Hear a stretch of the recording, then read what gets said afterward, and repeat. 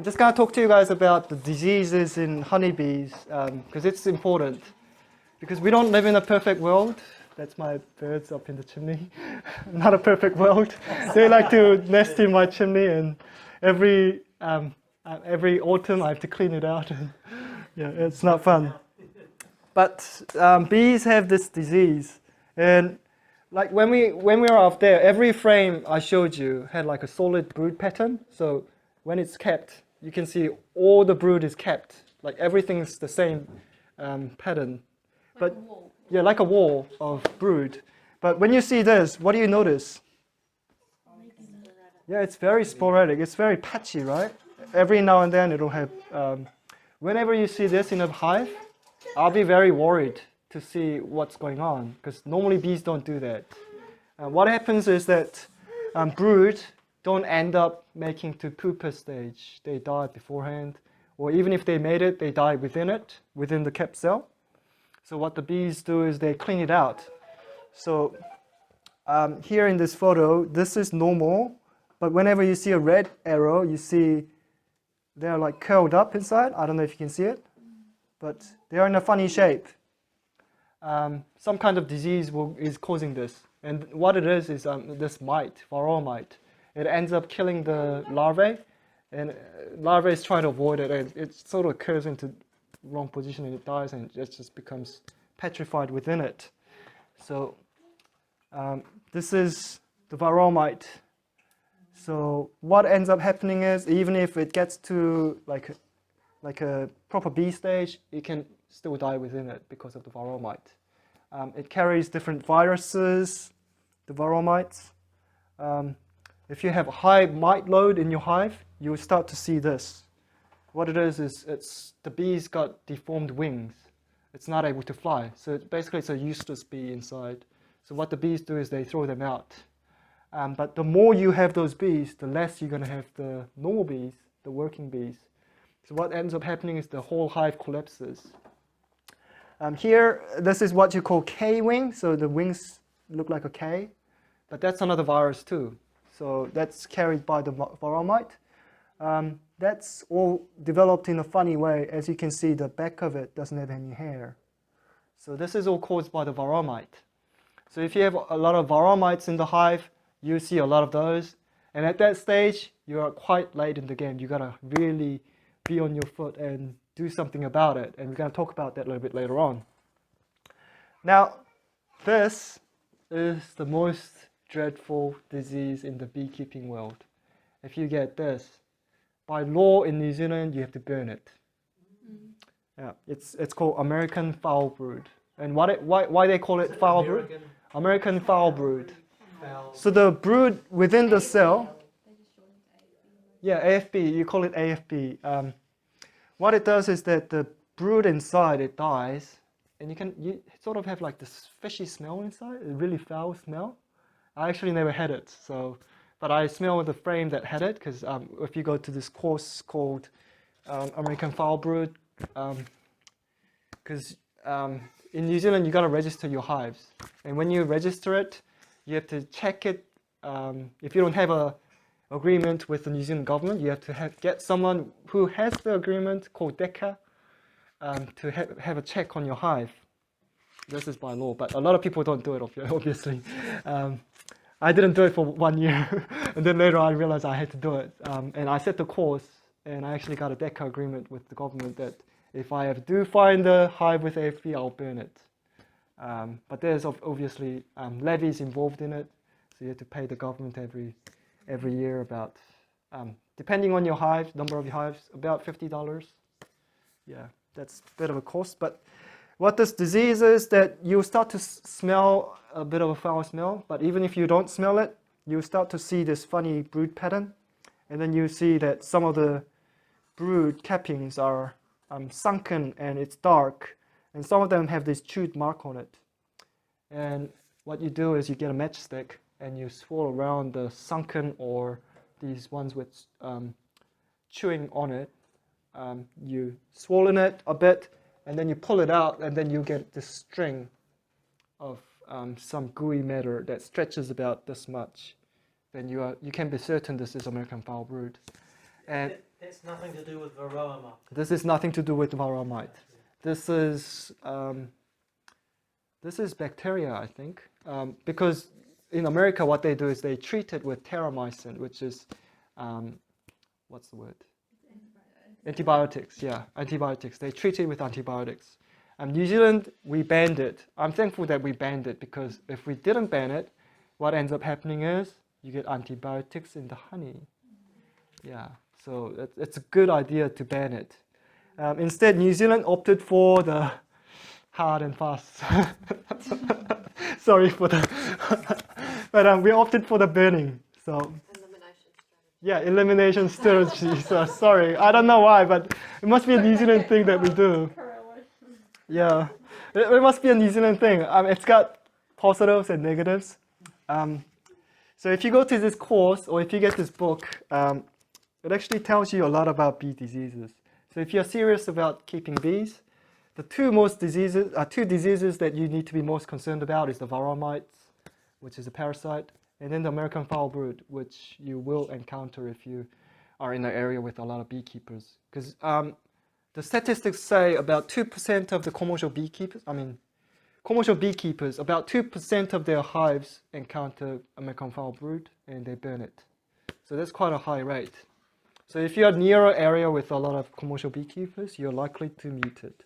Have you ever encountered it in South Head? No, not yet. Not yet. But I had an incident reported because if you join this program with the government and sign a DECA agreement, then you get a text from the agency if you have like American foul brood near your site, because you register every site that you have, a number of hives that you have. And if you have American foul brood, then you report to them. And someone reported to them that their hive had American foul brood. And this is the Mr. Kim's place that I keep my hives, like most of my hives there. Just next door neighbor, they used to keep bees. And one day I realized, oh, their bees are gone. What happened? And I received a text saying, there was American foul brood within 2 kilometers of your hive site. And I knew that was that.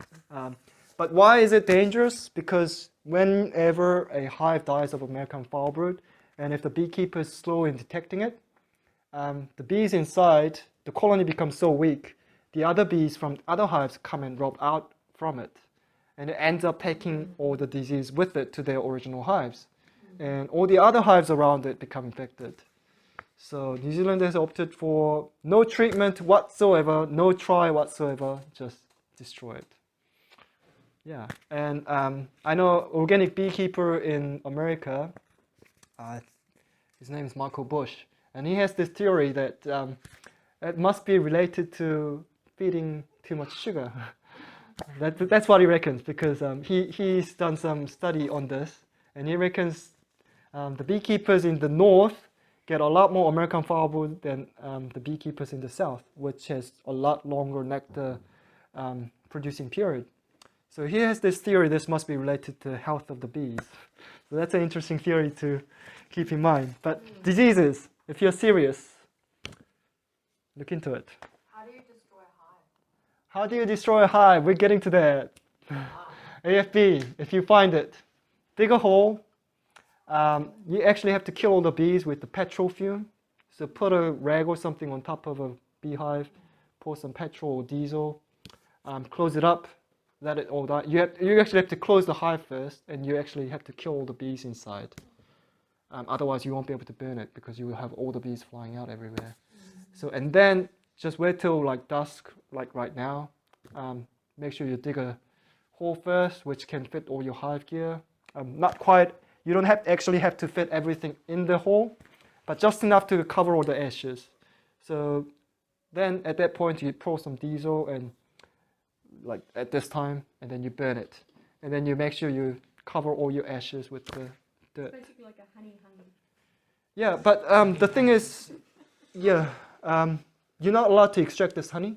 Oh, Yeah, because if you did, and if some bees came and foraged off it, then someone else gets it. So this is a serious stuff in New Zealand. And yeah, it's good. But this tells me something about our situation in the universe, right? Because if God doesn't destroy the sinners, what ends up happening is the sin, gets spread in the universe. So there's some spiritual truth in these things.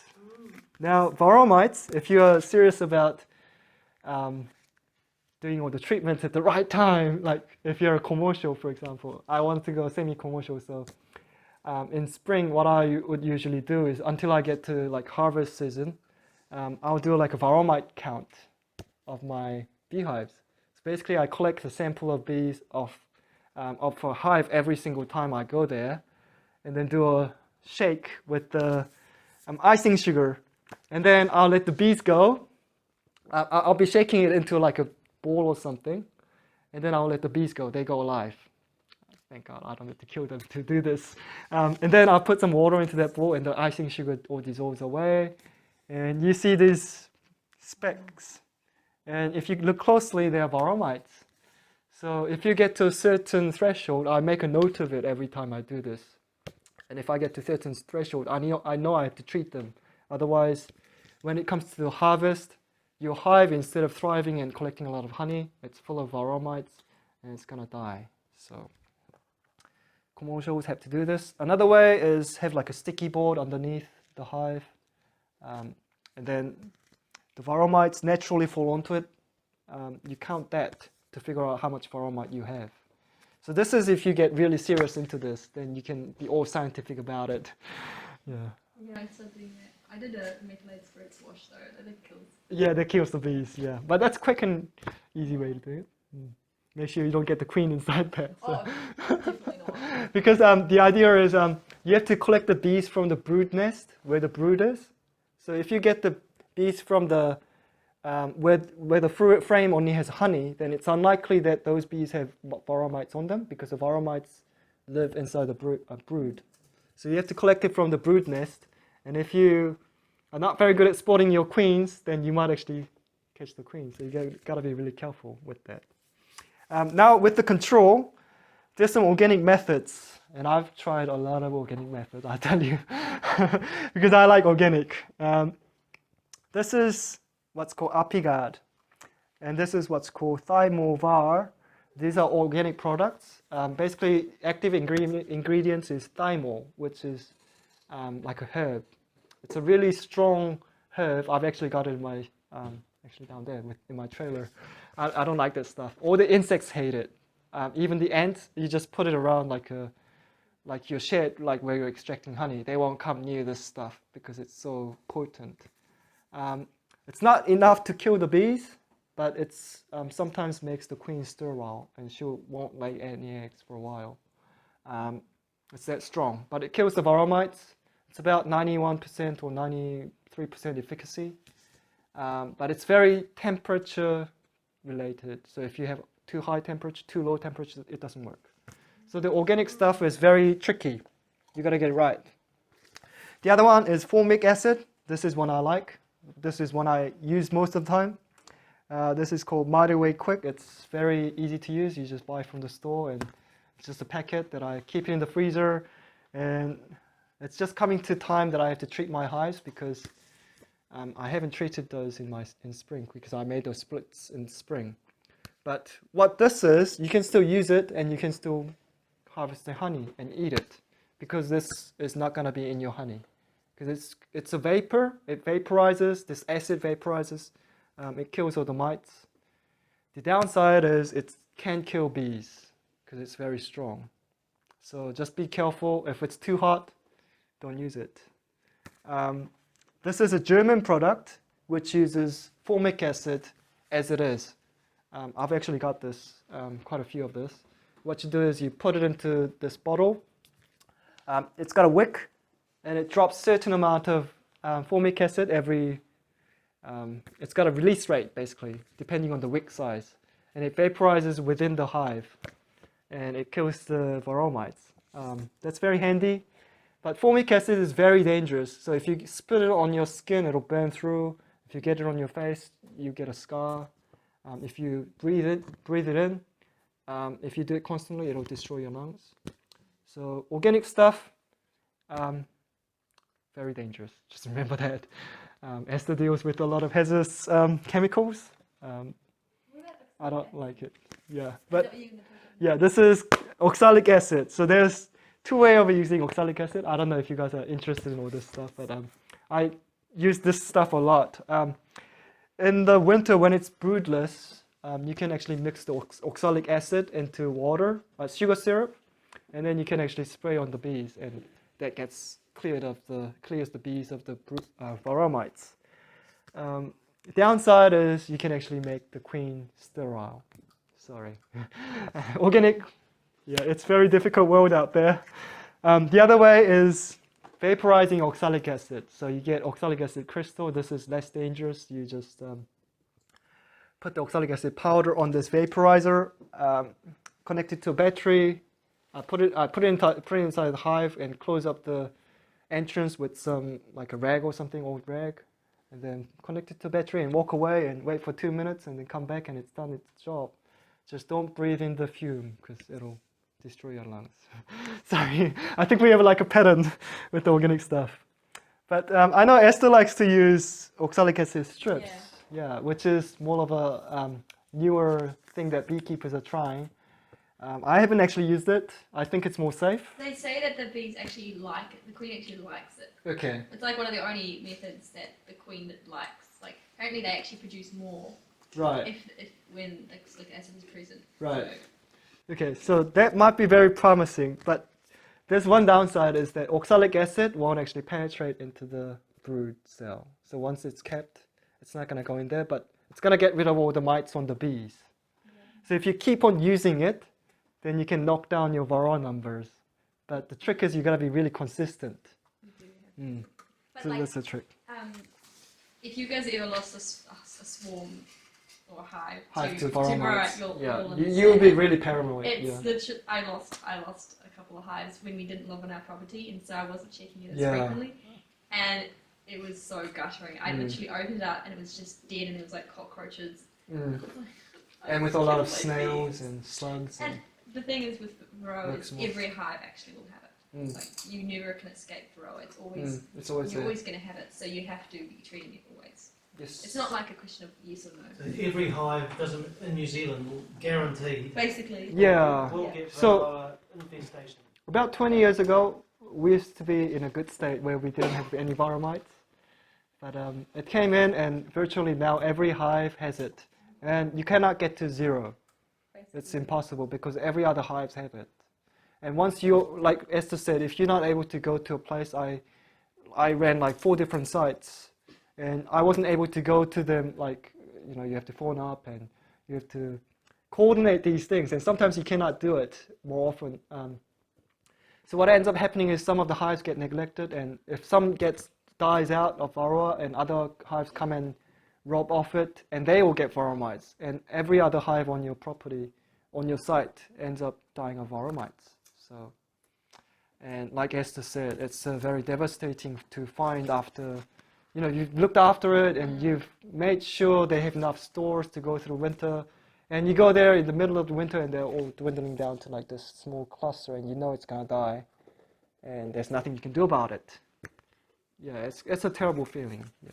And you have to be especially careful in autumn, and you weren't even going to mention that. Like if having lots of varroa means there's like less healthy brood, and so if you don't treat it especially strongly in autumn, when the queen's actually laying eggs, then when she stops laying, and then you get less and less bees, you're basically going to lose that's how you lose your hive. So the trick with overwintering is that you want a lot of healthy young bees.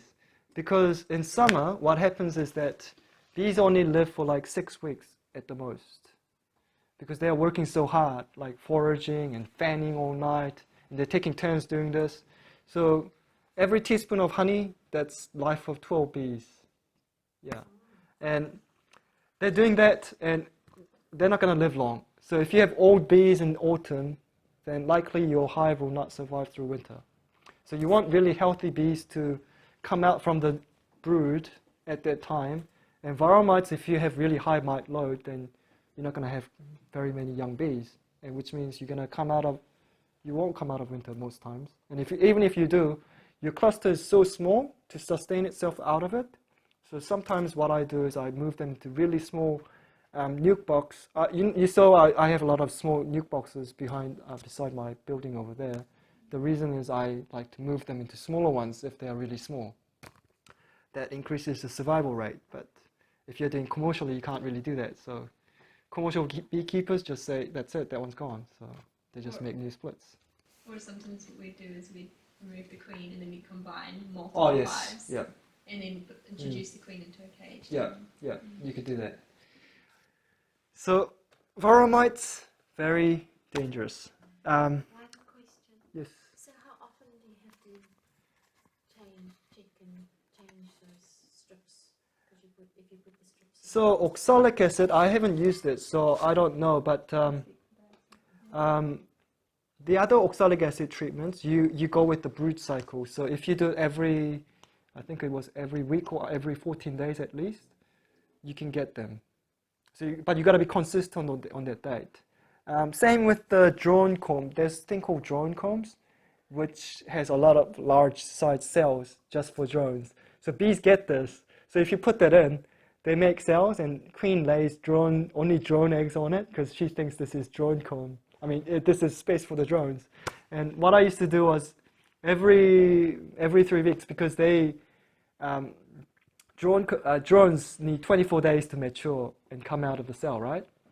So if I put in a drone comb and queen started laying on it, then I go back after 3 weeks and then take it out and freeze it.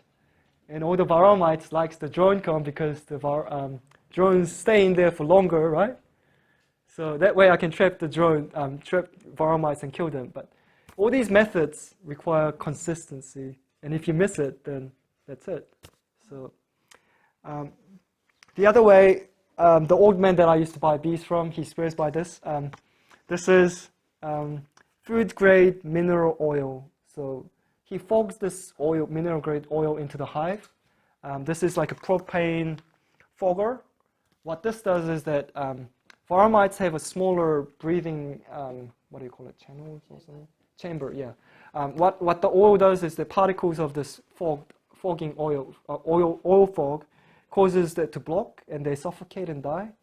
So they use it, but a lot of people. How does he do that though? So he fills this propane fogger with food grade mineral oil. It's like a special design. It's like an insect fogger. It's the same stuff, but it heats the oil and it basically makes a fog out of it. Okay. Almost like oxalic acid where it's just... Yeah, oxalic acid fogger. It's a similar stuff, but they have a special one for oxalic acid because you don't want to be close when you do the oxalic acid fog. So this stuff, it's a hit or miss. I won't just trust this. He uses this in what's called a piston. This is synthetic stuff. Now we're coming into the synthetic part. These days, like I said, I'm a lazy beekeeper. I don't have all the time to do organic treatments, but I do use one organic treatment, which is formic acid, because it's nice and easy, does the job.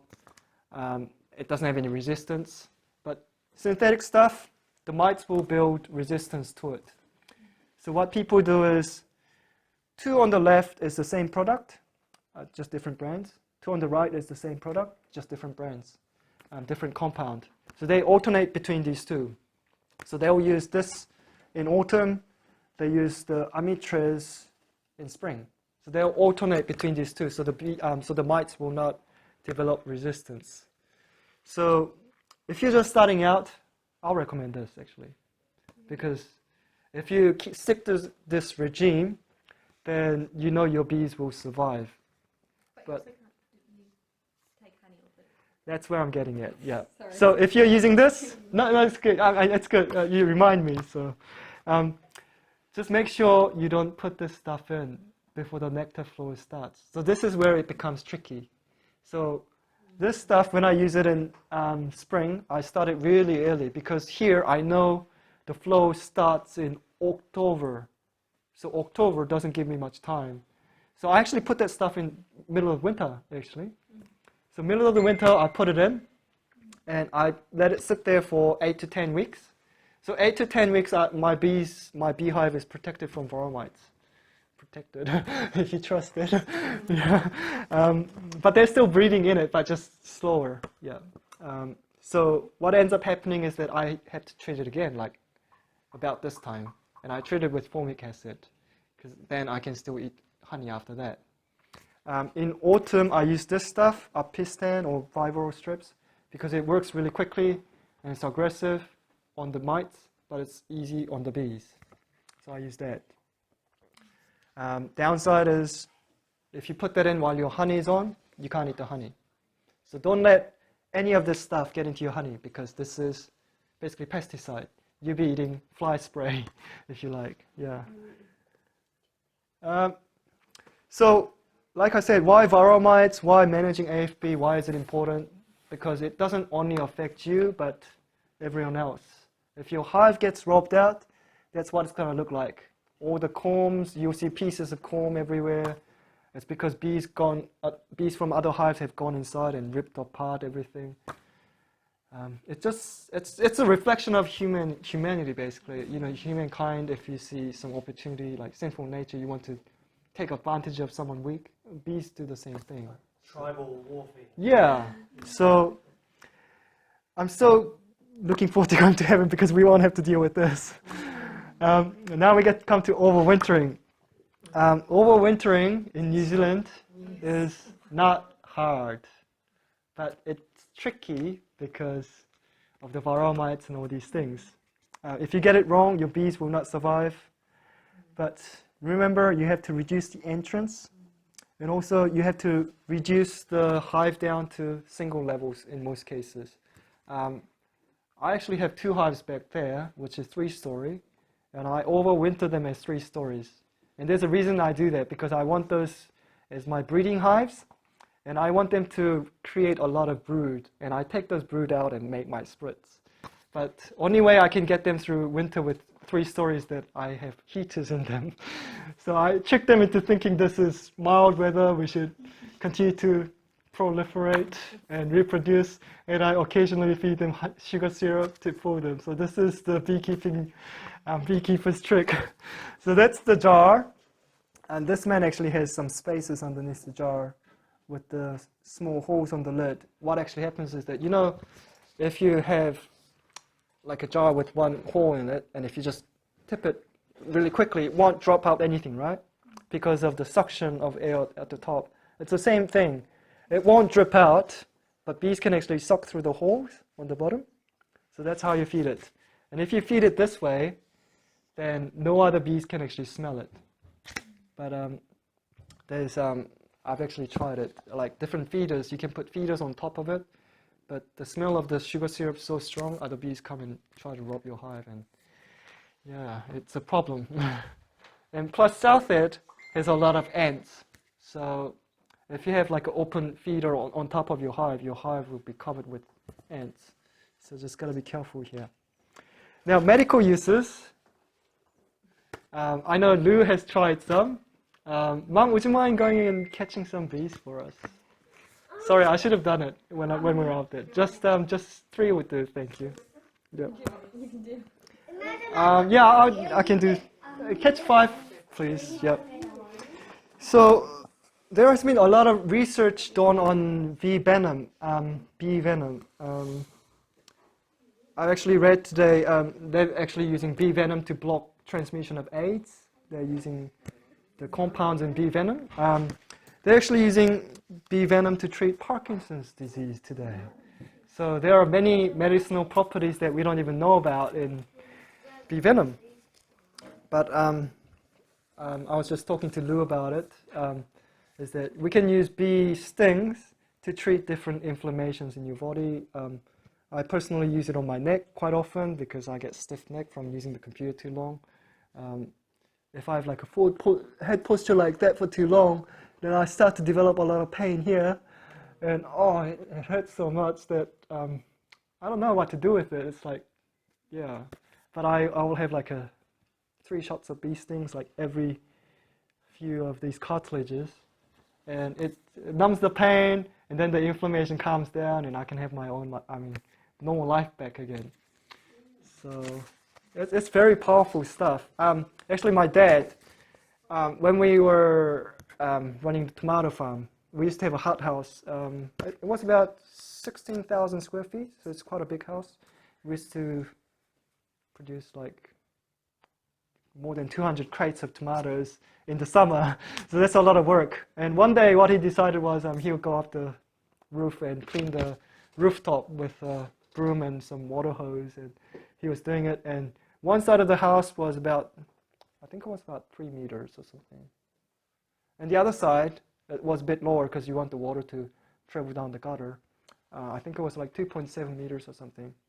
And then he was just, I don't know, he thought it wasn't very high. He thought he could jump down without a ladder. So basically he went up from the high side and he traveled all the way down. And he thought, oh, I don't want to go back all the way. I just want to jump down and pull the hose back and move to the other row. So he jumped. And guess what happened? So he hurt his back. And really bad. And he actually went to get a MRI or something and ultrasound. I don't know. Which one is it? I don't know. Yeah. To look at if it was. Yeah, how much is left in it. Yeah. And it was only a tiny bit. And at that time, we knew bee stings worked. Mrs. Kim up the road, she's got like a certificate in South Korea for doing bee stings and things. So they came every day or something. My mom and dad probably went there every 2 days or something and received bee stings for about 3 months or so. Today, it's perfect. Yeah. But he has pains from not moving often. So that's another issue. But yeah. But yeah, it's amazing stuff. If you look on the internet, you'll actually see amazing testimonials of how people have healed from different things.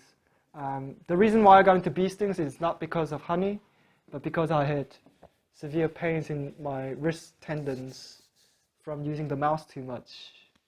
And even today, if I use the mouse for too long, then the tendon starts to fire again and it starts to get inflamed. But if I use the bee stings, I can calm it down. So that's one way of doing it. Do you find getting the bee sting, does it hurt? Yeah. Relief. Yeah. How soon do you start feeling the positive, the relief? It's normally the next day. Next day. Yeah, so you don't feel collagen. So It's not until later. Just- It works for 24 hours. Anyway. just the other day, I had one of my toenails lift up. Yeah. Ouch. What I actually did was immediately I went and caught a couple of bees and stung myself under the toenail. It's still on there, and it's okay now. Yeah, I didn't have to pull it out. Mom actually did the same thing a few weeks ago too. Do you want to try? Sure. So what I usually do is, I mean, obviously you can just go let the sting you, but if you just want to gently sting someone, then you can actually pull out the sting like this. I have not mastered the art yet. But so basically you're just holding the sting like that. It's So this- before the pod, Yeah. the sac, because you can see this. Yeah. So you can actually see the bee venom right on top of that if you. I need the glasses. So that's the sting there. That's the stinger of the bee. Right. So what we do is, where is it, Esther? So what we do just here. Do you see? Yeah, actually it's more here. Okay. But you want to avoid the veins. Yeah. So yeah. So you can go as deep as you want, as long as you want. I'll just hold it like that. Oh, that's stuck. I'll take that out. Yeah. I can't even feel it. So you can sting it a few times. I can't That's even it. feel it. But usually if it was me, I'll just leave it in there for a few seconds. Well, can I have like a tissue, do you please? have to do that for your you know, When I have like a neck pain, I'll do it like every day or every 2 days. how long? Until it gets better. Because once it gets better, you don't want to do it. Because it hurts. Yeah. Thank you. And my mom has to give me a bee sting because when I have a neck pain, when I have neck pain, I can't actually sting myself, so I'll have to give her.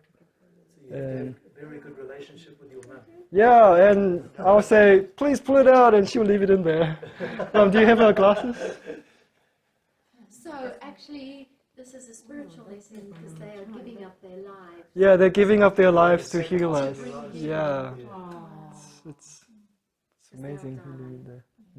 Yeah, So you're holding a live bee there. So this is the half bee. yeah, half bee. It's alive. Yeah. So if you touch this, the stinger will come in and out. Like I don't know if you can catch that on camera. If you touch it, Like, how long is the stinger? stinger is about this much. Yeah. Yeah. So what I'll have to be the subject. So just here is where I have the problem usually.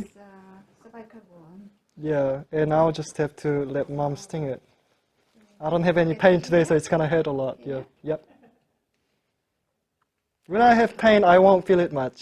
So you have to sting it in between bone. Between the bones. Two bones. In between the bones. Yeah, Separated right here and here. because usually it's the disc that has the inflammation. And here comes. Ready? Mhm. Oh, it doesn't go. So the more. Did you feel that? Yeah. Of course, but this is much. Because you put extra in, so like it was pushing Because in it's the a poison. skin. Yeah. So that's how it works. But if you have really bad pain, for example, when I had to drive down to Wellington, and I had a lot of back pain, then I will get a lot of bee stings on my back before I leave, and I won't feel much pain. Wow. Yeah. It works for about 24 hours. Yeah. And sometimes you can actually feel that bee stings giving you actually like a massage or something, because you can sort of feel like the limbs going like ooh, like this. Yeah, it's a funny feeling, but I think there's someone willing here. oh, Can I have one okay. on my soul? Did you say it lasts for 24 hours? Now, much as I like bee stings, I want to be careful because it can kill. Yeah. So No one's going to die today. yeah, no one's gonna die today, and I got adrenaline. if someone wants to try, then I suggest you get a test, see if you have any allergies first. And then what we'll do is we'll go light on you for 5 times to see how you react to it. And then we'll slowly build up and see how you will react to more bee venom. Yeah, so it's a process. So if you're really in pain, then yeah, we can definitely help you. But I don't think tonight's a good time. Yeah, yeah. So something to remember in the wilderness: if you hurt yourself really badly, and if you're not, sorry, that's not the right picture, but if you're in the wilderness, if you hurt yourself really badly, like if you bruised your ankle, broken your ankle, like my sister and my mom, they both twisted their ankle and broken their bone right here.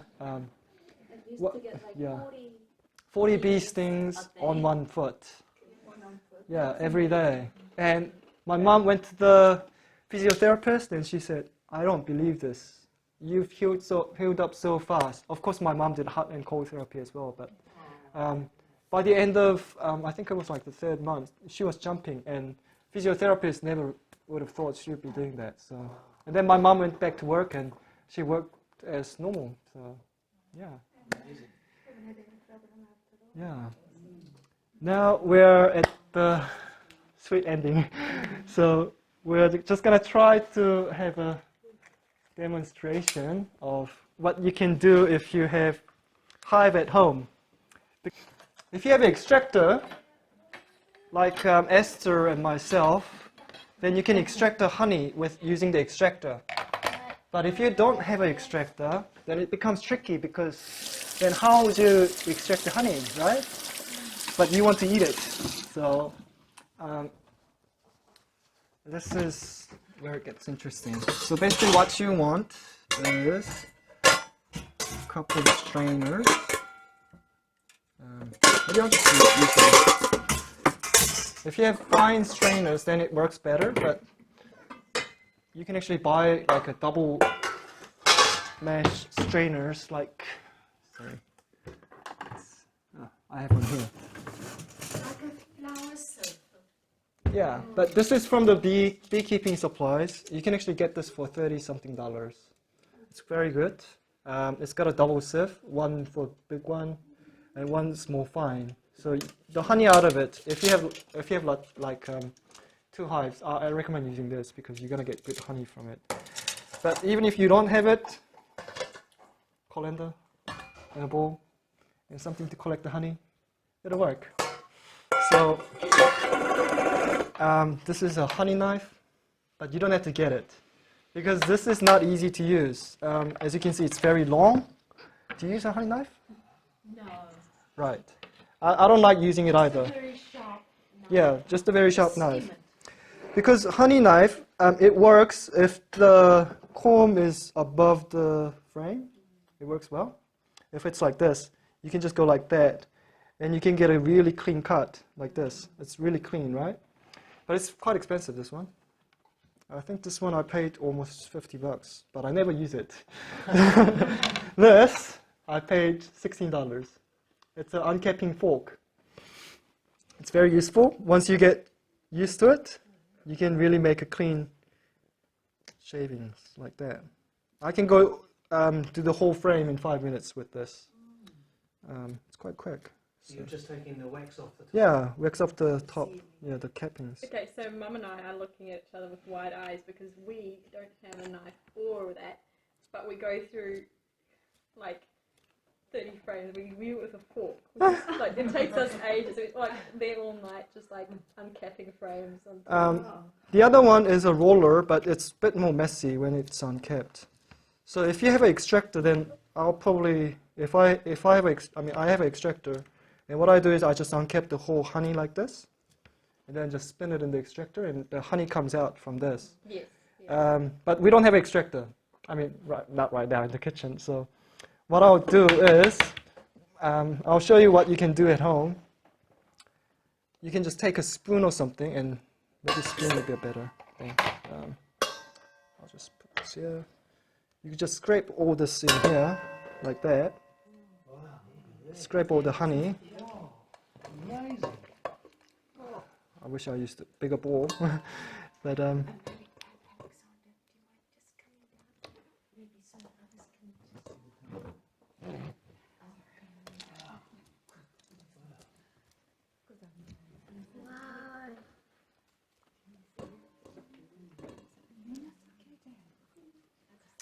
see, this is a lot of honey from just the unfinished comb. So if you had like a whole frame of honey, that'll be about 2 kilograms from a comb. One thing I didn't talk about is those honey supers can be super heavy, especially for ladies, because when it fills up, it'll be about 30 kgs. So it'll be super heavy. So people like to use 3/4 size supers. Yeah, I got that. Yeah. Some even use 3/4 all the way, even the brood boxes. I stuck with full frame boxes because I like to keep everything the same. So, yeah. Yeah, I'm starting like yesterday. I had to. I was doing. I had 3/4 that was all wax like frames with comb that I wanted to put in my hive. Mm.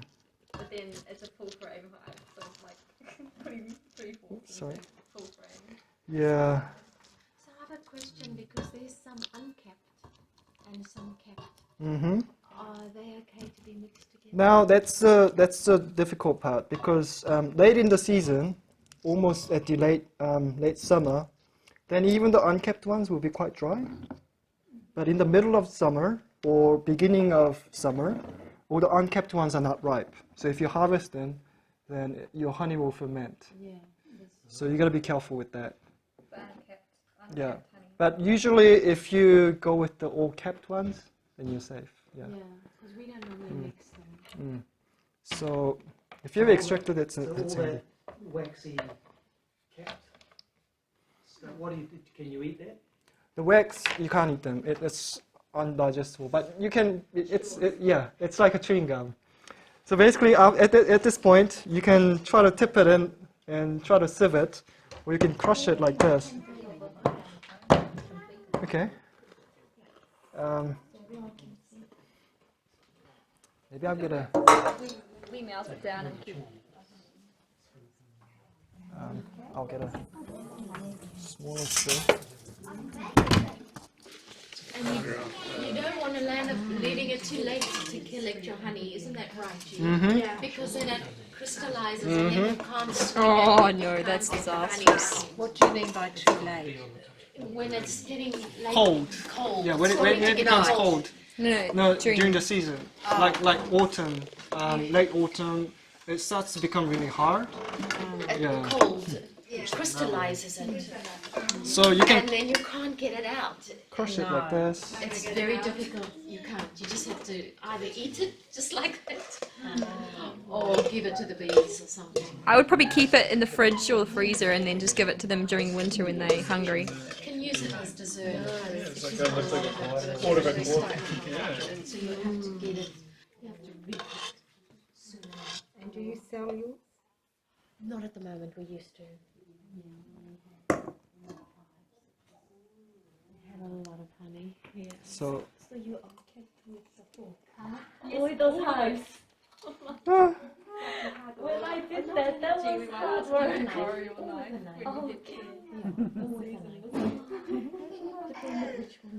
so as you can see, even with the colander, you can get pretty good honey down there. But if you use another one, then that's extra filtering, so you can get quite a clean honey. Some honeys are very dark.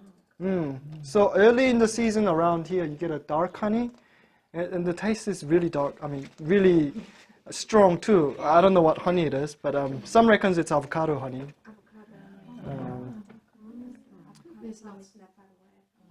In the middle of the season, actually early December, we start to get kanuka around here, which is a little bit darker than this.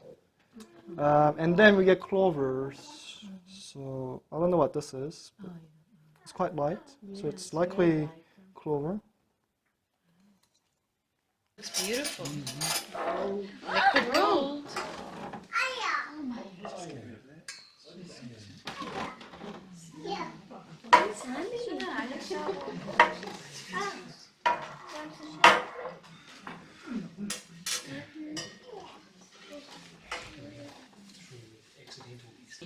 How does it taste, Alexander? Tell us when you have it. I haven't tried it before. It's beautiful. It tastes nice. That's good. Actually, there's a really interesting spiritual lesson in this, because if the hive goes into like a queenless mode for too long, what ends up happening is you get fake queens. You see these worker bees, fake. Yeah. I thought it was fat. So what it is that the worker bee, one of the worker bee pretends she's a queen. Can you imagine that? Because these worker bees are females, and when they're not mated, they can only lay drones. When they're mated, they can, the queen can lay drone and the worker bee. But if a worker bee starts laying eggs, it's only gonna lay drone eggs. So when it starts to act like a queen, and you introduce suddenly you introduce a queen, and all the bees will think this new queen is a foreign queen, and they'll go and kill her. So it becomes really tricky when the beehive goes into queenless mode for a long time. So they are deceived. Yeah, they're deceived to think that this fake queen is this worker bee who's pretending to be a queen is a queen. Yeah. Sounds like Absalom. Yeah. Sounds like this world, right? Son who tried to Yeah. take over the kingship when he really didn't. Yeah. So there's a lot of spiritual lesson in beekeeping, and as you get into, I mean, it's not just beekeeping, it's just anything that you do in the countryside. If you really study into it, like how to prepare the soil and things like that, Esther will probably talk about this later on at the camp. And all these things, you will start to really see what this world really is and what it should have been and how God is going to restore into. And I believe God wants to give us a sweet ending like what we tasted just now. And in the life cycle of a beehive, in the season of beehive, we can see the gospel picture, right? God wants to give us that ending. Yeah. In the beehives in the heavenly Canaan, they won't have any stings. Exactly. I mean, they won't sting us. Yeah. they'll have enough honey for everyone. You know, like when the Israelites went into Canaan, it was like land flowing with milk and honey. And if you remember the story of Jonathan, he was able to, you know, just go with like that with his staff, and he was able to eat the honey. And it's only possible if they're producing so much honey that they don't even care about who's gonna attack it. You know? Yeah. I believe heaven will be like that. Yeah. Yeah. Well, thank you for listening to me. I think we've went on for too long, and shall we close with a prayer? Esther, would you mind closing first?